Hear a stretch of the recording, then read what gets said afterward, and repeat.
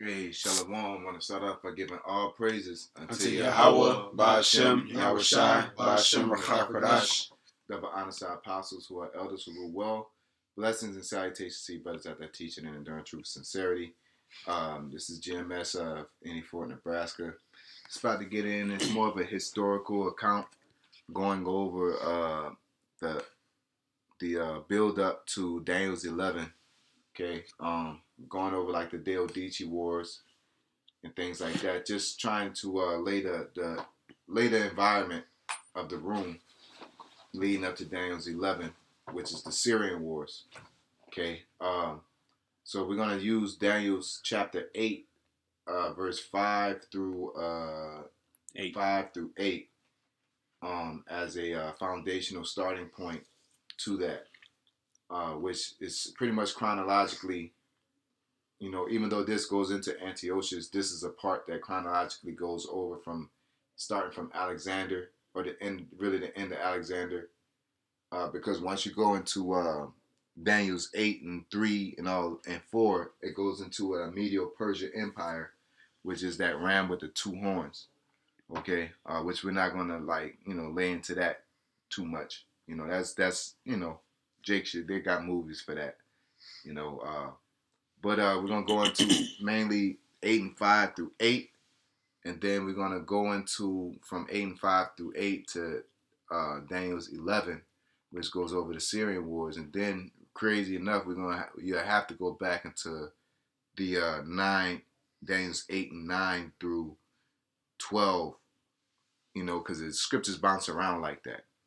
So if it's the Lord's will, we'll get into it. But our goal is to go into Daniel's 8 and 5. We're going to go into today, and then we're going to connect that to Daniel's 8 and 11 and go into that. All right, so with that being said, let's get it in, man. We're going to go start off with Daniel's 8 and 5, BAHASHAM. This is Daniel chapter 8, verse 5. It says, "And as I was considering, behold, an he-goat came from the west on the face of the whole earth, and touched not the ground. And the goat had a notable horn between his eyes." Yeah, and that he-goat that came from the west is speaking of the, it's really talking about Esau, King Philip, you know what I'm saying, via through Alexander, okay? But at the time that, if you want to really, it says Greece, technically, but Greece wasn't truly Greece at the time until they took over Japhet. And that's why they Esau like to claim themselves as Japhet, because King Philip came in and took over Greece, okay? And then after that, they began to have skirmishes and get into war with the Medo-Persian Empire. So technically, it is Greece, but it is Esau who took over Greece through King Philip, and Alexander the Great finished the job, and that's when they settled into Greece as the cradle of their civilization. Okay. Verse 6, "And he came to the ram that had two horns," which is the Medo-Persian Empire. All right, so this is Greece versus the Medo-Persian Empire, but this is when Esau was ruling over Greece, not Japhet. All right, "which I had seen standing before the river, and ran unto him in the fury of his power. And I saw him come close unto the ram, and he was moved with choler against him, and smote the ram, and brake his two horns." Yeah, so he Alexander defeated the Medo-Persian Empire, which is how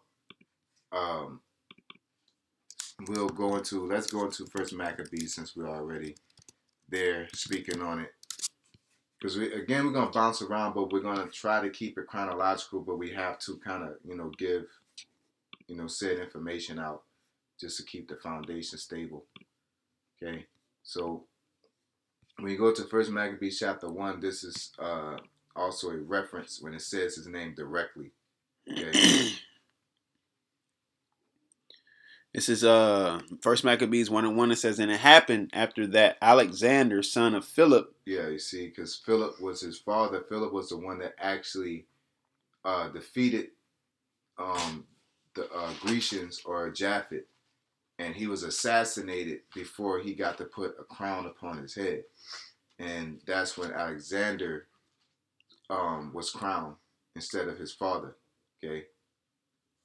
And it happened after Alexander, son of Philip the Macedonian, who came out of the land of Chittim, had smitten Darius, king of the Persians and Medes. And the reason why I say he came out the land of Chittim, it wasn't like that's where he's from. They was coming from that land because that was a war that they were having, which is the islands of also, for Japhet, those are islands. Okay, so we go ahead. Had smitten Darius, king of the Persians and Medes, that he reigned in his stead the first over Greece. Yep. So that's why he reigned instead the first over Greece. That's why I said that technically they're not Japhet, you know what I'm saying? But they became rulers over Greece. And when they began to rule, they didn't rule like the other beasts. Well, they did, I'm gonna say that, because Babylon did the same thing. Babylon never they instead of wiping you out like the Syrians did, the Syrians would just mow you down. Something like Genghis Khan did. They'll just take everything and they'll just wipe out your culture. But what the Babylonians did was they'll relocate you or they will adapt to your culture. They even serve your gods. That's why Nebuchadnezzar was into what he was into, even serving our God. But he'll serve any God. And a part of that was to get the get the way of the people so they can be after you didn't wipe their you didn't kill their army, kill their king. You know what I'm saying? You serve their God, you get the allegiance of the people, and they could pay you taxes and do all that. So that's how that concept came about. And Alexander adopted that concept as well, and he definitely did it in Babylon. He also did it in Greece, even to the point that they took the identity of people. Did you have something? Yeah, just to back you up, where it said for the Assyrian style of rule, they had brutal and terror-based policies. They were notorious for harsh tactics to suppress resistance and deter rebellion, including mass deportations, resettling populations to break local loyalties, widespread destruction of the cities, public displays of cruelty such as flaying, impaling, and etc. Yeah, so we gotta understand when you go from empire to empire, because Babylon took the relocation thing from the Assyrian Empire, and then the Greco Empire took the adaptation of gods and culture. Okay, and it just each nation that rules is taken from another nation, even the gods that they serve, which is why on the back of the American dollar you see the Egyptian pyramid. Okay, because they go back and worship those gods. All right, you'll be amazed at what Esau, which is with his witchcraft worship.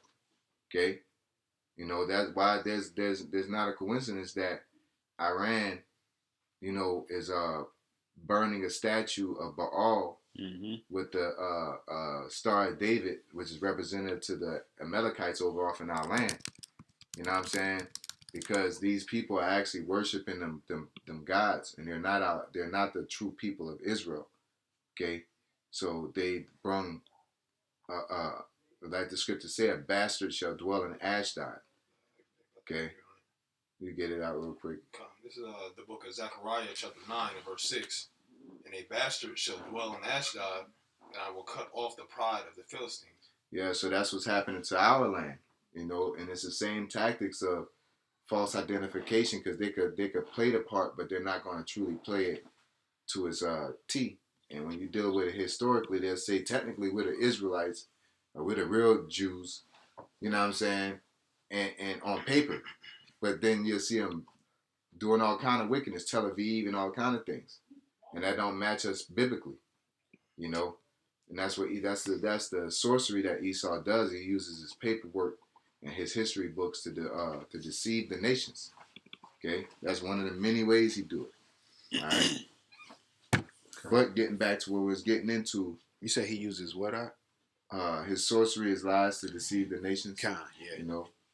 So getting back to what we're getting to with Alexander the Great, they defeated the Medo-Persian Empire, all right, which gave them the access to that area, which is known as the Seleucus Empire. All right. They also took over Egypt in that area, which is the Ptolemaic Empire. They also took over modern day Turkey, which is the Grecian Empire. All right, that area of Japhet. All right, and then Macedonia say because he's a Macedonian first. All right, and they say he came from the west. Okay, so he came from them areas, which when you go north of that, that's the Caucasus Mountains and all that, man. All right. Continuing in Daniel's 8, verse 7, it says, And I saw him come close unto the ram, and he was moved with choler against him, and smote the ram, and brake his two horns. And there was no power in the ram to stand before him, but he cast him down to the ground, and stamped upon him, and there was none that could deliver the ram out of his hand. Therefore the he-goat... Yeah, because those prophets, now this is another thing when we're studying all this, and when I'm studying, I always ask myself, well, what was Israel doing at that time? And there was prophets that encountered Alexander the Great and referenced and told him that he was going to beat the Persian. Okay, I believe in the Josephus if we can find an account or something similar to that. But there's proof of that. You got it? Yeah, it says the story I asked him. Let me just get straight to the point. It says, Flavius Josephus, Antiquities of the Jews, Book 11, Chapter 8, written in the 1st century CE, describes an encounter between Alexander the Great and the Jewish high priest in Jerusalem named Jaddua or Jadis. It says, let me see. Yeah, that's the summary of it.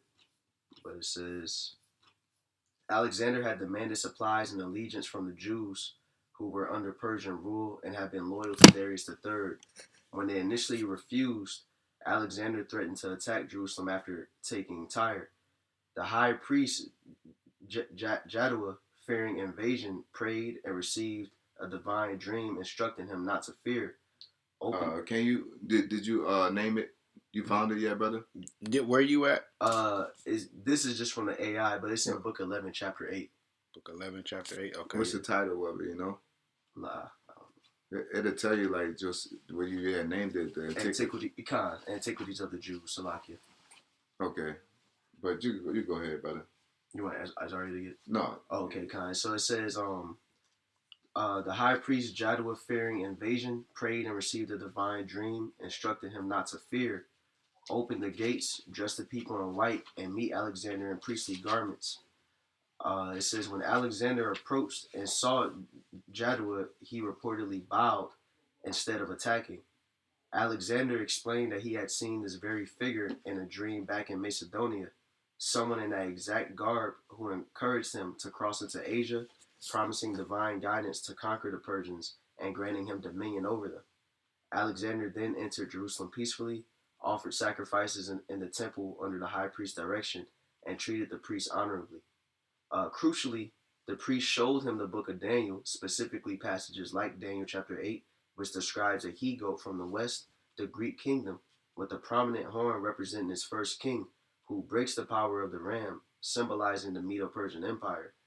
Alexander recognized himself in this prophecy and rejoiced, believing it foretold his conquest of Persia. Mm-hmm.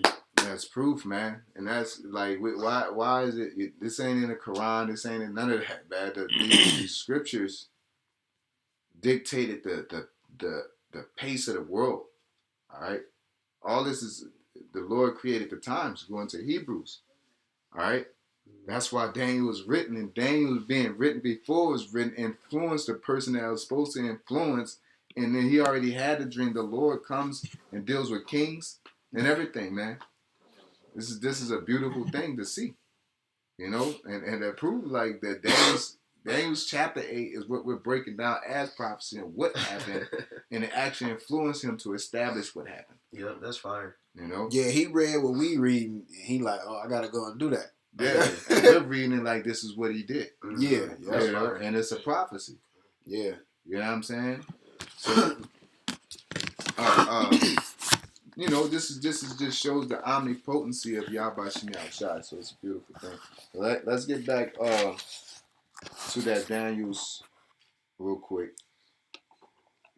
This is back in 7, the second half of it. It says, and there was no power in the ram to stand before him, but he cast him down to the ground and stamped upon him, and there was none that could deliver the ram out of his hand. Therefore the he goat waxed very great, and when he was strong, the great horn was broken, and for it came up 4 notable ones toward the 4 winds of heaven. Okay, so once you go into that, that's gonna we're gonna leave off from there, but we're gonna give the information. But there's a process from Alexander all the way up into those 4 notable horns really being established. All right, so there was a little skirmish building up to that area, and brothers should be getting that counts because we spoke on them, so Jake should have it ready, and.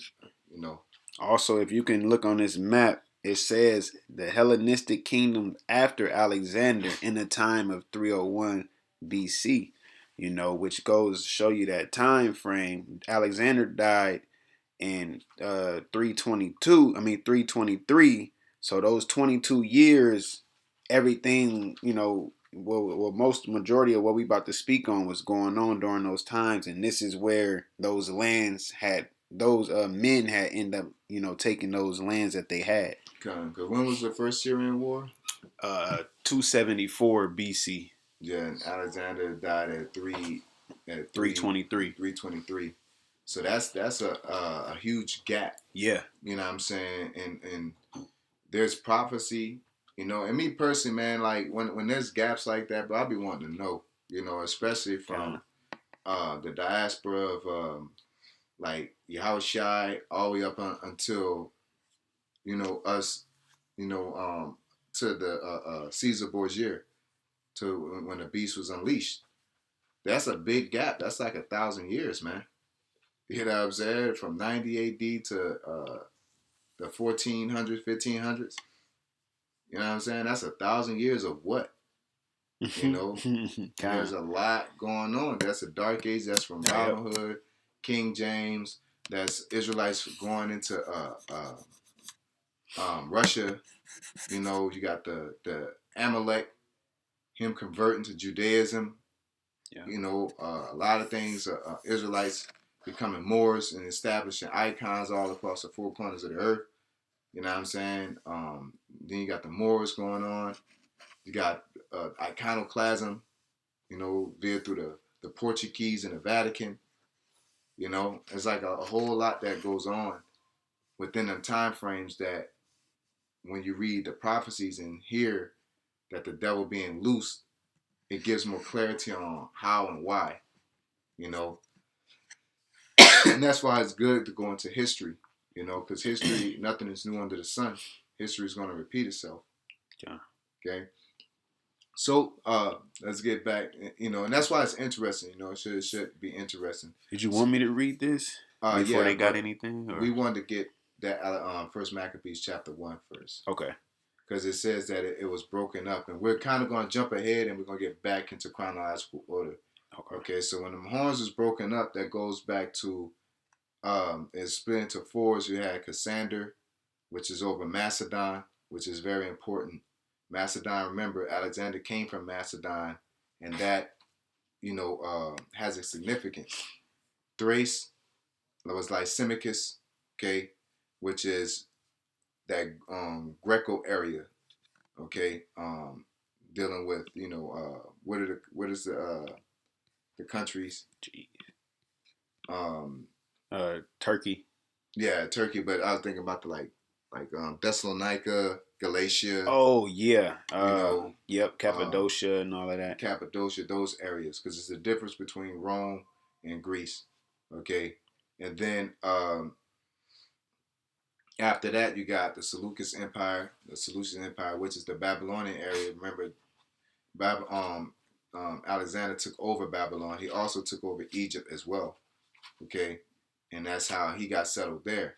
Because all this, when you get into all this, you got Cleopatra, which is, you'll find out she's stone bone Edomite. But Jake think that she's a Egyptian, and they don't want to leave it alone. You know what I'm saying? Like Paul Moon said, yeah, she's Egyptian. No, I don't care what nobody says. Like, what kind of woman? That was a Karen nigga. Yeah, a beautiful ass Karen that uses. That's what they do. They'll marry you and try to take everything. Yeah. You know what I'm saying? And they use their slutty ways to get their marriage. That's what Eve, the Yvette is known for, man. You know what I'm saying? Putting her breasts out, slutting herself out to get a man, and then she get him. She's like a praying mantis, eat their head off and try to do their thing. Then you have Nicaea, all right, where the Nicene Council comes about. You have the Arsenal. Arsenal, yeah. That goes back to Ptolemy. Yep, Ptolemy. She was gritty. You said slut themselves out. She was really doing that. Ptolemy Philadelphus, so these are all buzz names. You know what I'm saying? Because Ptolemy Philadelphus, he married Arsenal, and he actually was the one that created the Septuagint. So there's a lot of pivotal things that happened around that time. And they was brothers and sisters. Yeah, he married his brother and sister. And also, he freed a lot of Jake to go back to Jerusalem and, reestablish the temple. You know what I'm saying? He gave us a lot of bread to reestablish the temple. But while he was dealing with us, he was also fighting and doing all kind of things, stealing the body. Who didn't know? That was Ptolemy the first. Yeah. The grave robber. He intercepted the body. So we're going to go into that and put in chronological order, and so I can give clarification leading up to Daniel chapter 11. So starting off, where we at? You could read that prologue. Okay. Shot, brother. This is going over Antigonus, the first, one eye. So what does Antigonus come from? So after Alexander's death, Antigonus was giving, he was a general, because when you go into Macedon, they played a big part because Antipater and Antigonus were the ones that was the big boys off in Macedon, all right, which was the hub for Esau and those particular Edomites that came out, all right. So they were over there, which they are the direct generals to King Philip, which would make sense why they're off in Macedon. Mm-hmm. Okay. So you go ahead, brother. You got Antigonus One-Eye, was one of the successor kings to Alexander the Great, controlling Macedonia and Greece. When Alexander the Great died in 323 BC, a conflict known as the Wars of the Diadochi ensued over his massive empire stretching from Greece to India. Yeah, so when it says in First Maccabees that it's just split up, that's talking about the Diadochi, and it wasn't just like they just separated like Dragon Balls and then they just ruled. It was different moves that was being made from not only trying to get more or establishing where you was at or trying to fight, having internal skirmishes within your own kingdom, okay? Alexander's the Great, son being assassinated, the three sons, the mother with the three sons. Yeah. So, there's some Game of Thrones going on. A lot of Game of Thrones, man. Nothing new under the sun. They get it they more likely got it from this. Want me to get that Maccabees right now? Yeah. Did we get that? Nuh-uh. Okay, yeah. This First Maccabees 1:7, it says, so Alexander reigned 12 years and then died, and his servants bare rule everyone in his place. And after his death they all put crowns upon themselves, so did their sons after them many years, and evils were multiplied in the earth. Yep. So this is when you start seeing and realizing like how they got up as a king is, so is his people. You know what I'm saying? The type of things that they were trying to do, make a name for themselves. Wisdom of Solomon chapter 2, and establishing their culture. And really Esau doesn't have culture outside of just taking everybody else's and bloodshed and money. That's why evils were multiplied, because they're just consumed. All right. Getting back into the summary, it says it was eventually divided among three of his most loyal generals and their families. Ptolemy I and his descendants, the Ptolemaic dynasty, among them Cleopatra VII, would rule Egypt. Seleucus I of Nicator and his family ruled Syria and the Near Eastern provinces, and lastly, the descendants of Antigonus ruled Macedonia and Greece. Although this was the way it ended, it was not how it began. Yep, and because you got Lysimachus and Cassander. Again, Cassander is the son of Antipater, right? Antipater, right? Okay, so the reason why we say that it's Cassander, Lysimachus, and Ptolemy and Seleucid. All right, because these are the people that because history will tell you one thing, but we just read the scripture says it busted up into 4 parts. Okay, so you got to filter everything through the scriptures. All right, because they'll tell you, but then when you start doing your actual reading, you'll start finding out, okay, this person was involved, this person was involved. All right, so going into Antigonus, can somebody do somebody want to give us the backdrop on Antigonus? I have some info here. Whatever, I'm talking about like how we going right now. If Jake got it, we can bring the supporting information out. But I don't, yeah. So I just said what I said. Just bring out what y'all know about him, and Jake could bring some supporting information out about Con, once the power had got split between everybody, Antigonus ended up having the most powerful rule out of everybody that had land, which caused people to, which caused the other generals to have to start a coalition to go against Antigonus.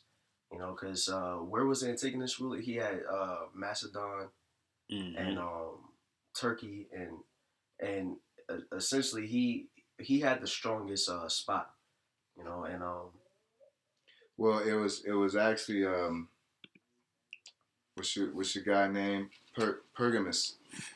Perdiccas. Perdiccas, yeah, Perdiccas, Black Purdy, what we call him. Pergamus, who was getting that mass amount of power, because let's get into that real quick, because Antigonus had his position. He had the army. Okay. Matter of fact, let's look it up so we don't get it all mixed up.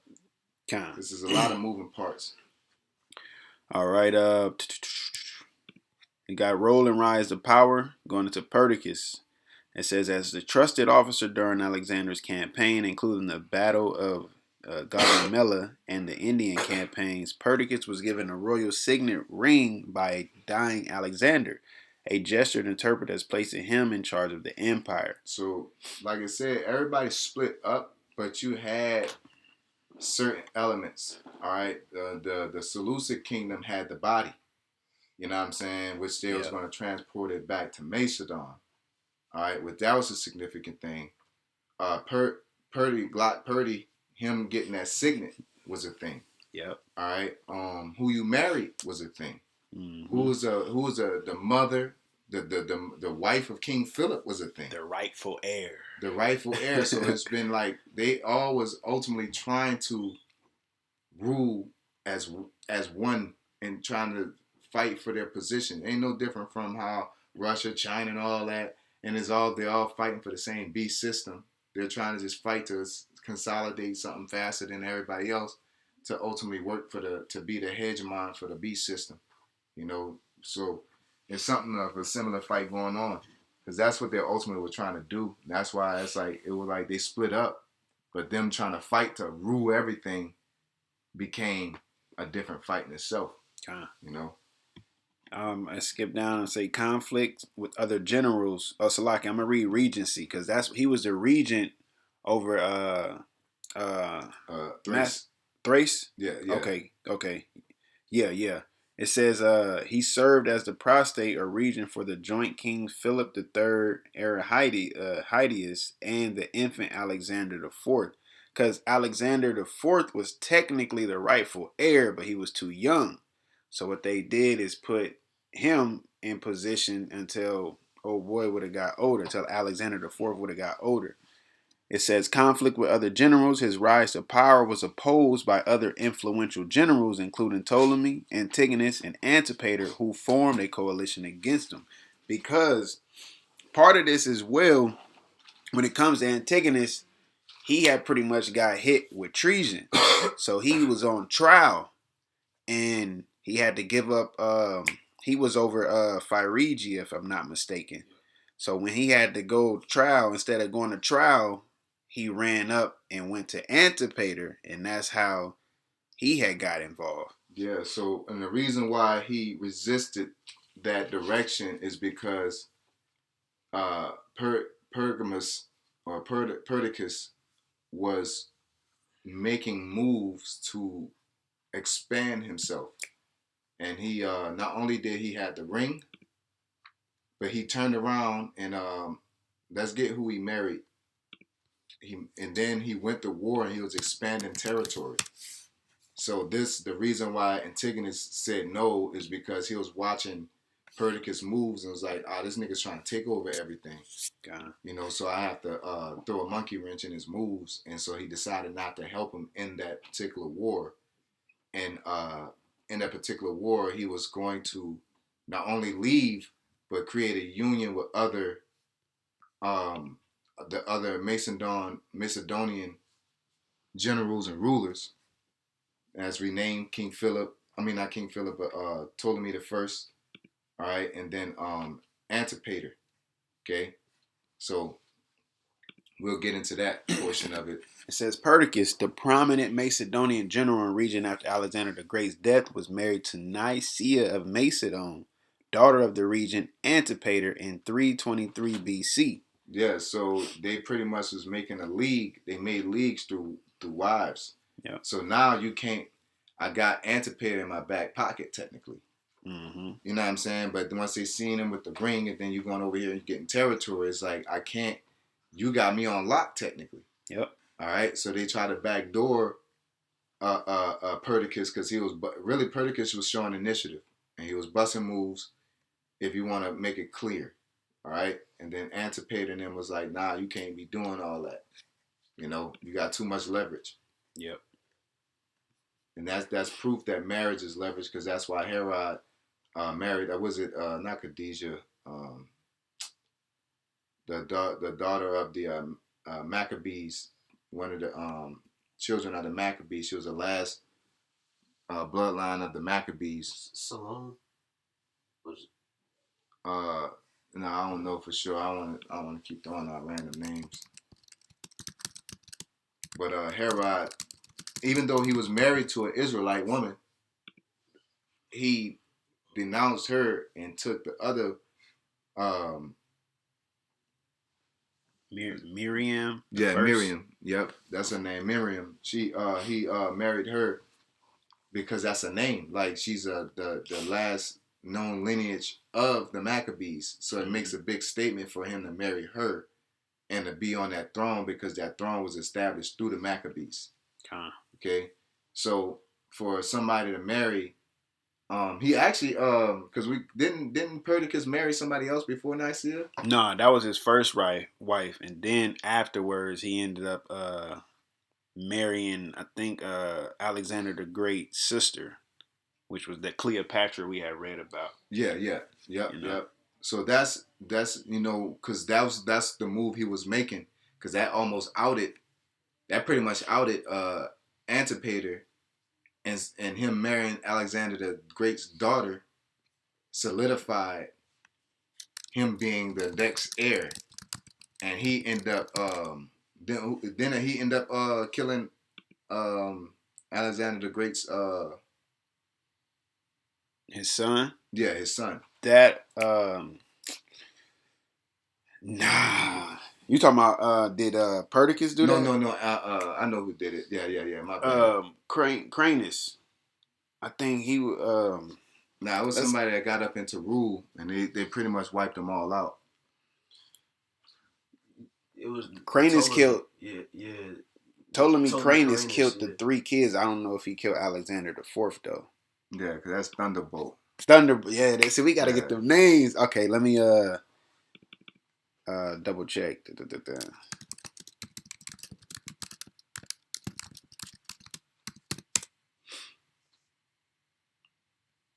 Cassander. Okay, Alexander IV, the youngest son of Alexander the Great and Roxana, was murdered in 309 BC by order of the Macedonian general and regent Cassander.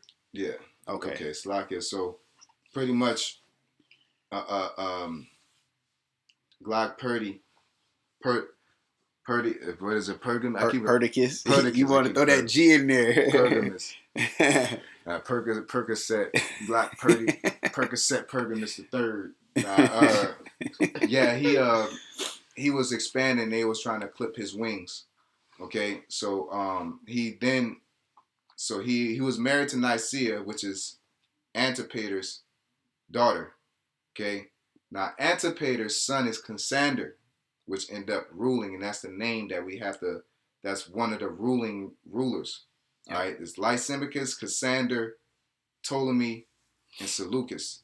All right, but Antipater and Antigonus has a role to play into that because all that beef, it was the Wild West off in Macedon for a good while because that's the hub.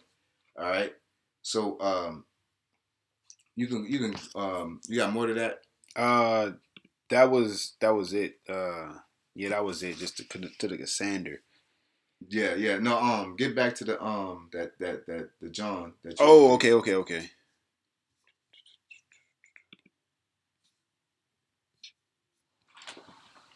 And y'all got something?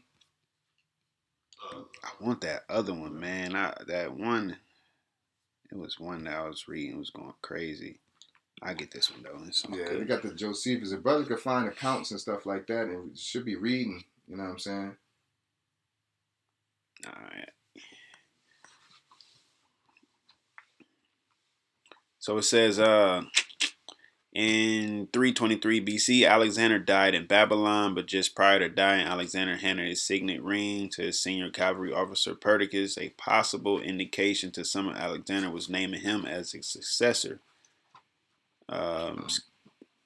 Skipping down, Perdiccas elected to wait until Roxanne and Alexander's child was born, the son who would become Alexander IV. However, the young Alexander would never rule, as both Roxanne and younger Alexander were executed by Antipater's son Cassander in 310 BC, solving the entire inheritance problem. The generals finally agreed to divide Alexander's empire in the partition of Babylon. The partition granted Antigonus the satrapy of Phrygia, as well as Pamphylia and Lycia, northwestern Anatolia. Antipater remained as regent of Macedonia, with his son Cassander received Caria, southwestern Anatolia. Ptolemy remained as a regent in Egypt. Eumenes was given Cappadocia and Pamphygonia to rule with, while Thrace, northeastern Greece, went to Lysimachus. Yeah. So Eumenes didn't last that long. You know, that's why he's not mentioned. He was a in and out. I believe it wasn't Eumenes outed by your boy Thunderbolt. Nah, he took out He took out Seleucus. Seleucus the The first. first, yep. Yeah, because what happened was, guy, we call him Thunderbolt because he was a flash. They call him a flash in the pan type of deal. He and where the fuck he was at? He was in Ptolemaic Empire, and he ended up being exiled. What he got exiled for again? He ended up getting, he got exiled. He was basically mad because they chose his brother to rule over him, Which was Ptolemy Philadelphus. They chose Ptolemy Philadelphus to rule instead of the Thunderbolt. So he fled up to Macedon to go by his sister, which is Arsenal. Yep. Okay, which goes back to Nicaea. Am I correct? Yeah, they had the same husband. Because Arsenal married Lysimachus. The Nicaea is the same. Oh, is also Nicaea the same person? That's Nah, that's two different okay. ones. So Arsenal then goes back home after all that with an Antipater and all that, and she ended up getting with Philadelphus. Yeah, cause so the one that had left Egypt, Thunderbolt. Thunderbolt went up there with his sister, stepsister or something like that, Arsenal, cause she was married to Lysimachus, and then Seleucus the first killed Lysimachus. Nah, he killed. He said Seleucus first killed Lysimachus. That's why. Let's get it real quick. Kind. I could be wrong. It's all over the place. Motherfuckers was killing and assassinating people and establishing positions all the way up into, Daniel's chapter 11. But, Salaka for the misunderstanding. You know what I'm saying? It's but I just don't want to. Seleucus the first. Seleucus Empire lasted was assassinated. Oh, it says, yeah, because that's why Thunderbolt killed him. It's the Battle of Corrupidum. Where they have fought. Yeah, you can speak on it, brother. God, I just had Lysimachus, one of the Diadochi, and king of Thrace and Macedonia, died in 281 during the Battle of Corrupidum, where there was a decisive clash against Seleucus I Nicator, another of Alexander's successors, who invaded Lysimachus' territories amid internal instability. Lysimachus' downfall was partly triggered by family intrigue. His third wife, Arsenal II, manipulated him into executing his eldest son and heir, Agathocles, on false charges of treason. This alienated many supporters, weakened his position, and prompted defections that aided Seleucus. Yeah, so that was a situation where what his wife, because after Lysimachus killed Agathocles, his wife Arsenal basically fled to Seleucus for help, and that's when Seleucus was like, "Oh yeah, I'll help you," and it was like he was like, "I can get a power grab out of this," and went to go kill Lysimachus. Mm-hmm. Okay. And then that's when Arsenal Arsenal like, well, my kid's about to rule on something, and then that's when Thunderbolt killed Seleucus and killed the 3 kids and pretty much took power. Kids of Arsenal. Kind. Have to make sure. And then married her. Yep, and then married her to try to get the throne established off in Macedon. But then when that happened, she not Arsenal, but Thunderbolt got into it with, and that gave her space to then flee down to Ptolemy. He got knocked off by the Gauls and the Celts. Okay. They killed him, and that's when she went back down to Egypt. Yeah. And then at that point, that's when Cassandra, all that pretty much, Cassandra and them was in the cut doing what they do, but they didn't really have to put too much hands on that Lysimachus, Thunderbolt, Seleucus the first situation, and that really resolved itself. You know what I'm saying? But we do have to backtrack because we got to get back to Glock Purdy, because when Glock Purdy went up there to fight as the Babylonians or the last of the Persians, told me to first end up stealing the body. Mm-hmm. Okay, because remember, Perdiccas had the ring, so Ptolemy stole the body, and that caused really, I think that's the beginning of the Deodachi War, right? Or it caused one of them. It was in the midst of it. It was in all of that was the same. All of them going back and forth, trying to land grab. So that happened as well. So pretty much once he, all that smoke cleared, which he ended up, because how Perdiccas died, and ended up dying trying to go into Egypt, right? Yeah, I think he got knocked off by his own men.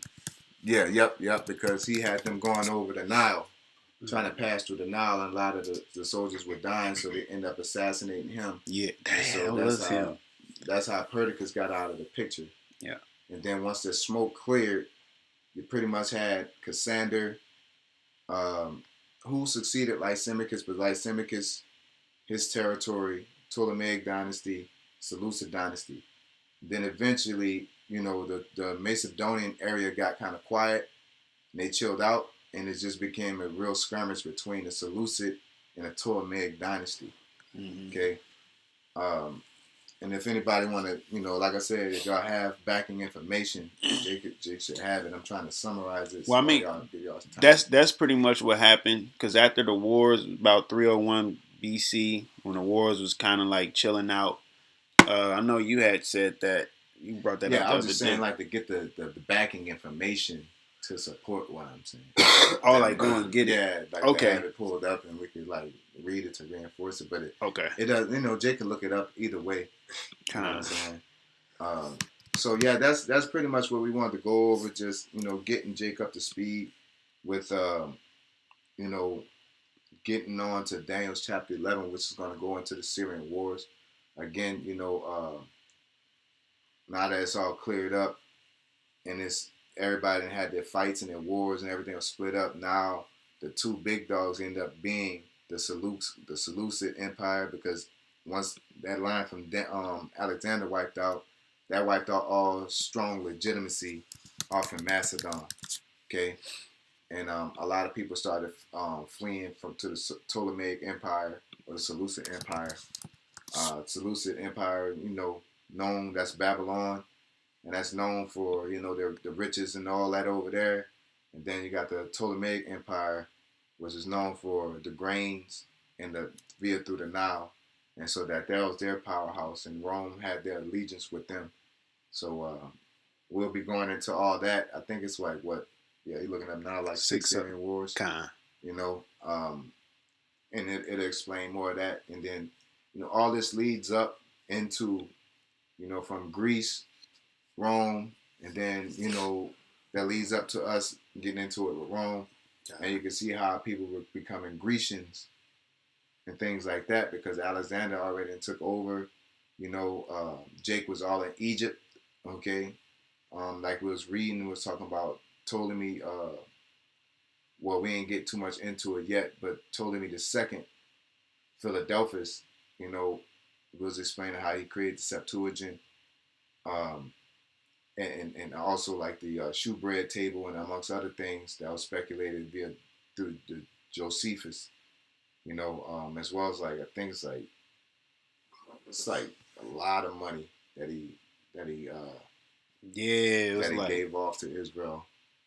20 talents or something, like 200 talents or something. Yeah, 200 talents. It's like millions, not trillions of dollars technically, that he gave. You know what I'm saying? But this is the guy that created Septuagint.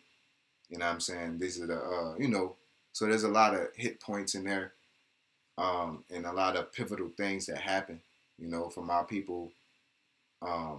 There's another thing I want to point out is the association of YAHAWASHI being a Messiah, or even Most High and Jupiter, okay, and people being on Mars Hill and Jupiter, June, like all these things have backstories to them, so you can understand, because we be walking through the wiles of the devil. And to understand that, like, a lot of shit, like holidays, months, it'll make you more strong to say, nah, man, let me, I gotta stay with what the scriptures say, and as well as being aware of tactics that Esau used to this day, from politics to war tactics to smoke and mirrors to, they're marrying and intermarrying to this day. Okay, World War III. World War One, World War One was based off of cousins. You know what I'm saying? But they all was in different countries, ruling as kings and queens, and they're all cousins. Yep. That is not supposed to be like that. Damn near like the Syrian wars. Yep. And it goes to show you that the Lord put people in positions to fulfill prophecy. So, hey, like we've been reading, far as Nero 47, He's that cruel Lord written in Isaiah the 19th chapter. This is that time. He's stirring everything up to get this third world war started, man. And going to Job chapter 9, it says the earth is given to the hand of the wicked. God. You know what I'm saying? If not, who is he? You know what I'm saying? So it's clear to see that evils will multiply, and then we're watching the manifestation. They've settled, and they're able to establish who they are, and their culture is wickedness. Just like there was a video asking, there's a threat to Edomite culture, and they was like, what is Edomite culture? What is it? And it was like, well, song and dance. It's like everything is stolen. Can't say country, can't say rock and roll. You know what I'm saying? You can't say, cornbread. You can't say, fucking pigs. You done stole that. There's things that's not even native to this land that you stole from other people. You can't say the White House. You can't say nothing. Yeah. Your culture is guns and blood, and guns and butter. You know what I'm saying? Just the fat of the earth. Hey, the butter, that's milk fat. That's you know what I'm saying? That's a listen, brother. Guns and butter, man. It's the fat of the earth and death. That's the only thing he's going to produce and is able to produce, is wickedness, man. All right? That's why evils will multiply. People start getting assassinated, dying, people fighting for rulership just to hurt people and take stuff, take riches. Knocking each other off, and then knocking other people off. Just going around terrorizing and ruling people. And then when Europe got into power, they really was able to manufacture factories and ideas and gymnasiums and stadiums and shit like that. Factories and shit. The East Indian Trading Company and all that, man, fucking over the whole world. They've been doing this, man. And that's why we're saying Esau has to go down. Like y'all niggas just be going based off of fucking. They don't even go based off of slavery anymore because they forgot about that. Jake don't study, man. But hey, that's all I gotta say. With that being said, we give all praises unto Yahawah, BAHASHAM, YAHAWASHI, BAHASHAM, RAWCHAA, QADASH. Never answer apostles who are elders who rule well. Blessed salutation to you brothers out there teaching and doing truth sincerity. Hey, shalom. Shalom.